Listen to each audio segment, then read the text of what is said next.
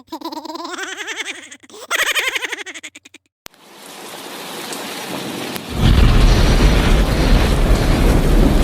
राम राम राम राम, कितनी जोर की बारिश हो रही है। 2 दिनों से यह बारिश तो रुकने का नाम ही नहीं ले रही है। मुझे लगता है अब जल्दी ही मेरी छत से पानी टपकने लगेगा। तभी उधर से एक शेर बारिश से परेशान होकर छिपने की जगह ढूंढते ढूंढते उसी किसान की झोपड़ी के पीछे बने तबेले में घुस जाता है, जिस तबेले में उस किसान के कुछ गधे बंधे हुए थे। अंधेरा ज्यादा होने के कारण शेर गधों को देख नहीं पाता है और उन्हीं के बीच जाकर खड़ा हो जाता है।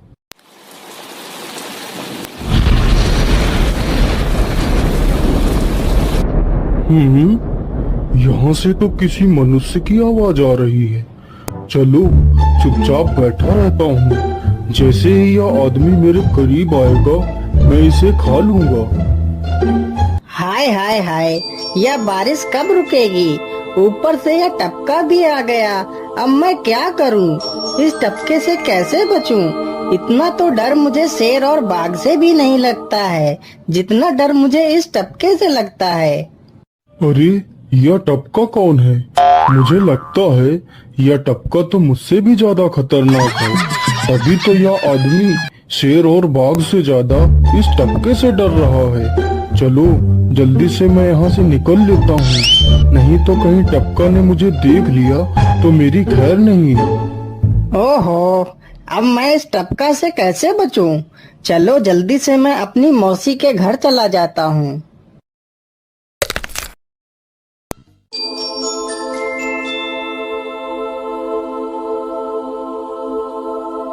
अरे चल चल गधे की औलाद, यहाँ पर छिपा हुआ बैठा है। अरे चल जल्दी। अरे ये क्या, जिसका डर था वही हुआ। यह टपका तो मुझ पर हावी हो गया।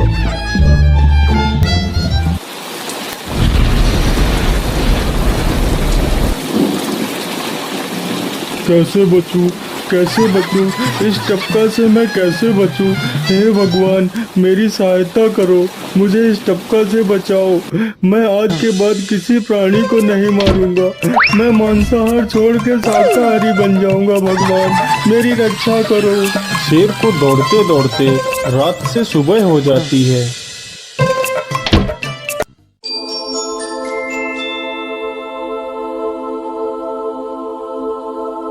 अरे देखो देखो, यह तो शेर की सवारी कर रहा है।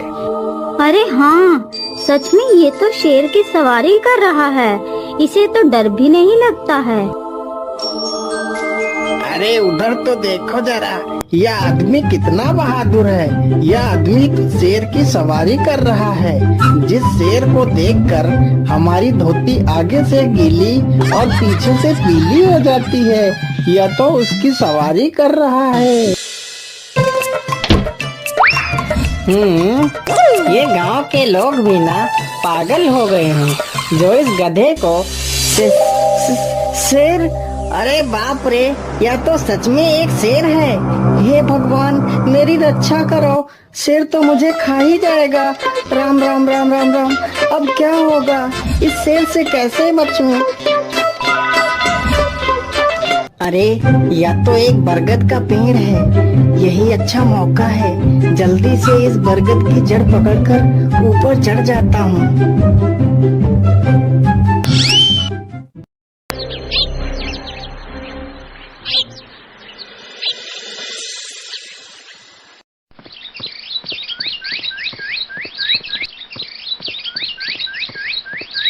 अरे शेर भैया, तुम इतनी जोर जोर से भागते हुए कहाँ जा रहे हो? आप तो बहुत डरे हुए लग रहे हो। आप तो जंगल के राजा हो, आपको किसका भय है? टपका, वो टपका मेरी जान के पीछे पड़ा है। अरे शेर भैया, जरा मुझे बताओ वो टपका है कहाँ? अरे भालू भैया, वो टपका मेरी पीठ से उतरकर उस बरगद के पेड़ पर चढ़ गया है। उसने मुझे रात भर खूब दौड़ाया है। वो तो भगवान का शुक्र है कि मैं जिंदा बच गया।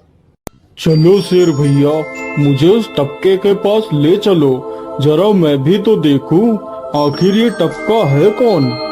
अरे नहीं भालू भाई, बड़ी मुश्किल से तो मेरी जान बची है। मैं अपनी जान फिर जोखिम में नहीं डालूंगा। तुम्हें जाना है तो जाओ। अच्छा अच्छा, ठीक है शेर भाई, तुम यहीं रुको। मैं अभी बरगद के पेड़ पर देख कर आता हूँ, आखिर ये टपका है कौन। जाओ जाओ बच्चों, जब वो टपका तुम्हारे ऊपर हावी होगा तो पता चलेगा। अरे कहाँ है यह टपका जिसने राजा जी की हवा टाइट कर दी। चलो इस पेड़ पर चढ़कर देखता हूँ। अरे बाप रे बाप, शेर क्या अकेला कम था, जो ये भालू भी आ गया। मुझे लगता है कि आज मेरी मौत निश्चित है। भालू पेड़ पर उल्टा होकर चढ़ने लगता है, तभी किसान और तेज से कांपने लगता है।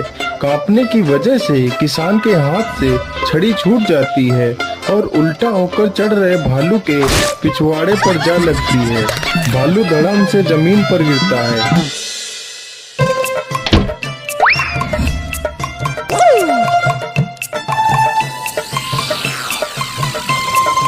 मुझे लगता है अब शेर और भालू दोनों भाग गए हैं। चलो अब जल्दी से यहाँ से निकल लेता हूँ। सारे राज्य में यह बात फैल गई कि हरिया किसान बहुत ही बहादुर है और वह शेर की सवारी कर लेता है। धीरे धीरे यह बात राजा तक पहुँच गई।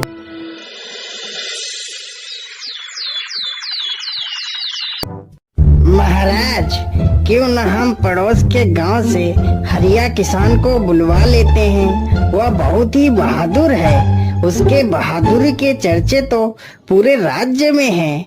मुझे पूरा विश्वास है वह इस काम को जरूर कर सकता है। वह इस दुष्ट शेर को जरूर पकड़ लेगा। सैनिकों, हरिया किसान को आदर पूर्वक हमारे दरबार में पेश किया जाए। महाराज, आपने हमें याद किया। बताइए क्या बात है।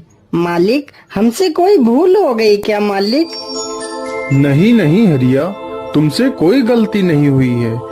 यह कुछ लोग पड़ोस के गांव से आए हैं। इनका कहना है कि इनके गांव में कोई दुष्ट शेर आ गया है जो इनके पशुओं को उठाकर ले जाता है और उन्हें मारकर खा जाता है। हमने तुम्हारी बहादुरी के बहुत सारे किस्से सुने हैं। तुम बहुत ही बहादुर हो, इसलिए मैं तुम्हें उस शेर को पकड़ने की ये जिम्मेदारी सौंपता हूँ। अरे बाप रे बाप, उस बार तो मैं शेर के हाथों बच गया था, लेकिन इस बार मैं नहीं बचूंगा। अगर मैंने महाराज को सच सच बता दिया तो झूठ बोलने के जुर्म में मुझे फांसी पर ही चढ़ा देंगे। अरे हरिया, तुम मन ही मन क्या बड़बड़ा रहे हो? कुछ नहीं महाराज, कुछ नहीं। मैं सोच रहा था कि मैं शेर को कैसे पकड़ूं। ये लो हरिया, कुछ स्वर्ण मुद्राएं रख लो, ये तुम्हारे काम आएंगी। क्या करूं, कैसे पकड़ूं उस शेर को? ये महाराज ने भी मुझे कैसी दुविधा में डाल दिया है। क्या करूं, क्या करूं? हाँ, मिल गया।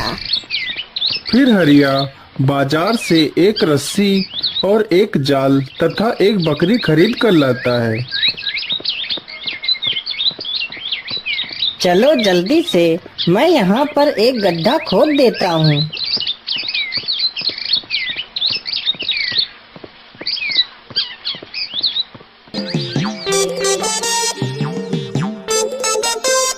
गड्ढा तो खोद दिया। चलो अब जल्दी से इस बकरी को रस्सी से बांध देता हूँ। हरिया ने बकरी को रस्सी से बांधकर गड्ढे में खड़ा कर दिया और जाल को लेकर पेड़ की डाल पर बैठ जाता है। थोड़ी ही देर बाद जब बकरी को भूख लगती है तो वह चिल्लाने लगती है। अरे, यह तो बकरी के चिल्लाने की आवाज है, लेकिन यह आवाज आ कहां से रही है? आसपास तो कोई नहीं दिख रहा है। मुझे लगता है यह आवाज उस पेड़ के पास से आ रही है। चलो चलकर देखता हूँ।